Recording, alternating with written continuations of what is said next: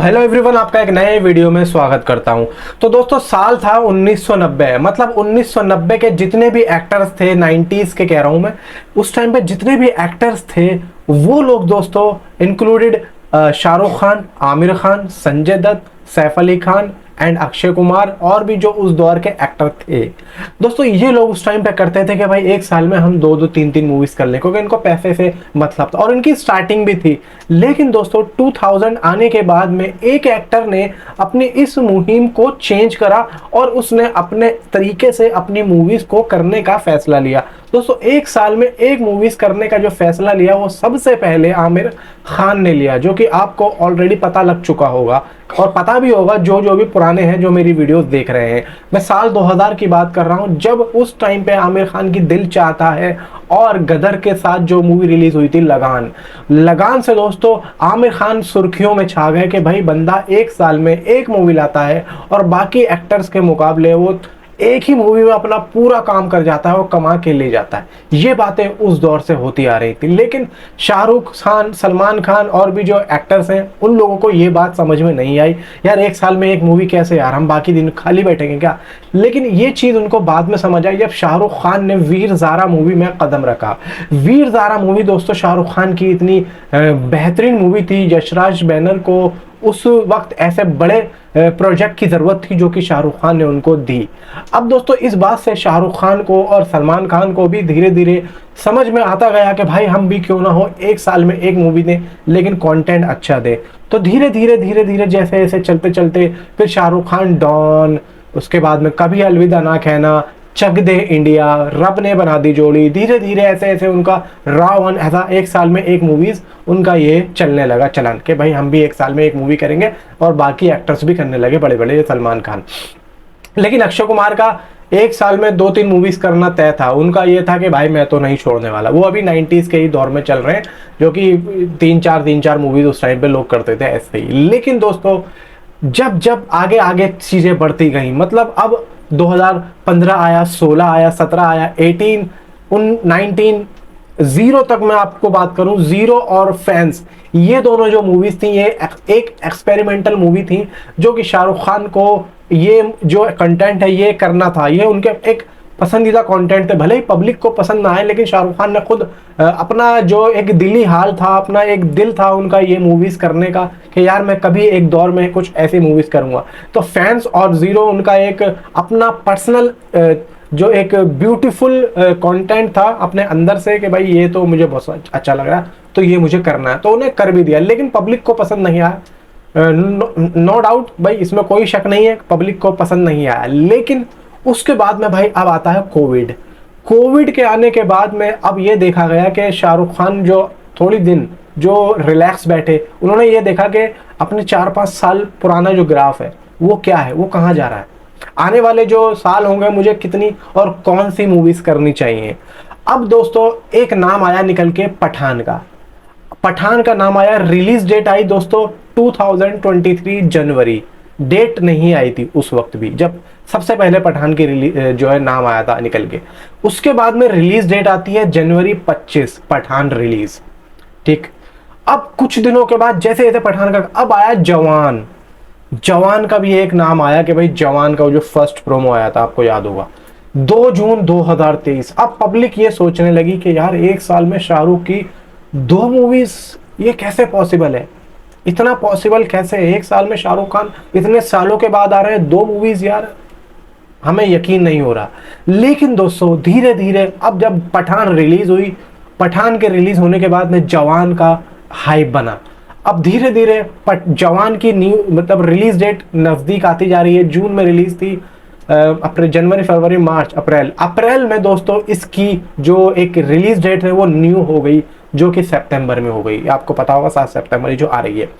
तो जब इसकी रिलीज डेट सितंबर में हुई तो इससे पहले ही डंकी की अनाउंसमेंट हो चुकी थी, जो कि थी 22 दिसंबर की।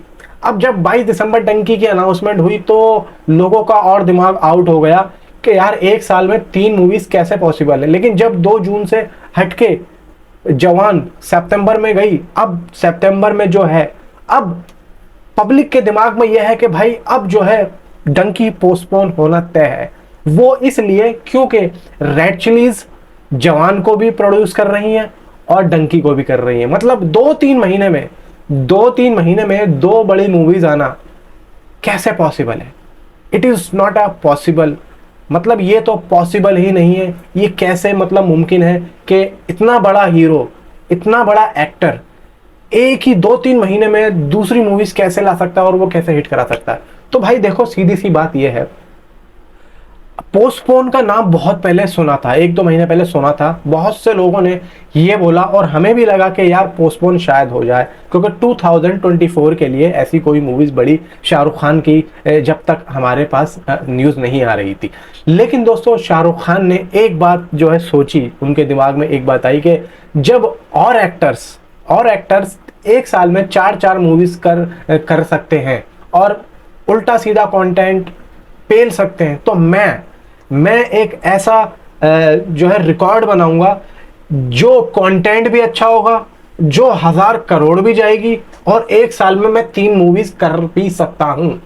समझ लो, मैं कर सकता हूं और प्रॉपर तरीके से कर सकता हूं। ये एक सीख दी उन्होंने बॉलीवुड को। अब दोस्तों, डंकी का दोस्तों अब अनाउंसमेंट ये है कि भाई दिसंबर में ये मूवी रिलीज हो रही है। अभी तक जो न्यूज है वो एक ऑफिशियली ये न्यूज है कि डंकी दिसंबर में रिलीज हो रही है। और इसका जो टीजर है दोस्तों, टीजर की मेरे पास जो एक रिलीज डेट है, मेरे दिमाग में 2 आ रही हैं। देखो, सबसे पहले नवंबर में मतलब दिवाली आती है, दिवाली पे इसके टीजर को रिलीज करने की बात हुई है मेकर्स की तरफ से। अब दोस्तों, दिवाली वाले महीने में, दिवाली सबसे पहले है कब की दोस्तों? दिवाली है आई थिंक नवंबर में 20 तारीख से पहले आई थिंक 20 तारीख से पहले 14 से यार कब की है बताओ नीचे कमेंट में, मेरे को ध्यान नहीं आ रहा। लेकिन उसके आसपास टाइगर 3 भी आनी है, लेकिन मेकर्स ने ये कहा है दिवाली पे। तो हो सकता है दोस्तों, या तो ठीक दिवाली वाले दिन इसका टीजर आए, या फिर दोस्तों टाइगर 3 के साथ इसका टीजर आए। लेकिन टाइगर 3 में थोड़ा सा लेट हो जाएगा, तो अगर मैं नवंबर की बात करूं तो नवंबर में SRK का बर्थडे भी आता है, शाहरुख खान का एक बर्थडे आता है 2 नवंबर को। तो हो सकता है कि उस दिन आई थिंक ये लोग डंकी का टीजर रिलीज कर दें और घोषणा कर दें कि भाई ये मूवी हम 22 दिसंबर को ला रहे हैं। भाई पोस्टपोन की जो न्यूज़ है वो कहीं से कहीं तक नहीं है, क्योंकि शाहरुख खान ने बोल दिया है कि मैं आऊँगा 3 बार, तो मैं आऊँगा। अब दोस्तों देखो, सबसे पहली बात, मूवी के अंदर राजकुमार हिरानी है और डायरेक्ट कर रहे हैं। तो जब राजकुमार हिरानी का नाम आता है तो ये दिमाग से निकाल के फेंक दो कि मूवी अच्छी होगी ही नहीं। ये दिमाग से निकाल के फेंक दो, क्योंकि राजकुमार हिरानी एक कंटेंट पे ही पूरी बेस होता है उनका मूवी का स्ट्रक्चर। एक कंटेंट पे बेस होता है पूरे मूवी का स्ट्रक्चर। मतलब जो कहानी होती है उनकी, एक्चुअली में हीरो वो होती है, और जो उसमें काम कर रहे होते हैं वो उस कहानी का सिर्फ और सिर्फ साथ दे रहे होते हैं। अब शाहरुख खान ने अगर राजकुमार हिरानी को सुना, और हिरानी साहब ने शाहरुख खान को जो चुना है, वो किसी ऐसे ही कहानी के लिए तो नहीं चुन लिया होगा। दोस्तों, कहानी काफी दमदार है और राजकुमार हिरानी के काम के ऊपर किसी को डाउट नहीं है। मतलब कोई टेंशन ही नहीं है। अगर मूवी रिलीज होती भी है तो आप लोग किसी से भी ये ना सुने, या कोई बताएगा भी नहीं आपको, नहीं तो आपका खुद का दिल भी नहीं करेगा कि यार मैं इस मूवी के बारे में अच्छा सुनूं या लोग अच्छा कह रहे हैं। भाई सीधी सी बात है, आप जो है ऑनलाइन टिकट बुक कराओ और मूवी देखने जाओ, कोई टेंशन वाली बात नहीं है। हिरानी वाले सेगमेंट्स में कोई टेंशन वाली बात नहीं। अगर कोई और डायरेक्टर होता तो आई थिंक मुझे लगता, लेकिन हिरानी है तो नो डाउट है भाई, जाओ मूवी देखो, क्योंकि उनकी ऑलरेडी जो मूवीज आ चुकी हैं, पीके वगैरह वगैरह, संजू, यार क्या जबरदस्त उनके जो मूवी का जो सेगमेंट्स है, कंटेंट है, ऐसा कंटेंट ढूंढे ना मिले।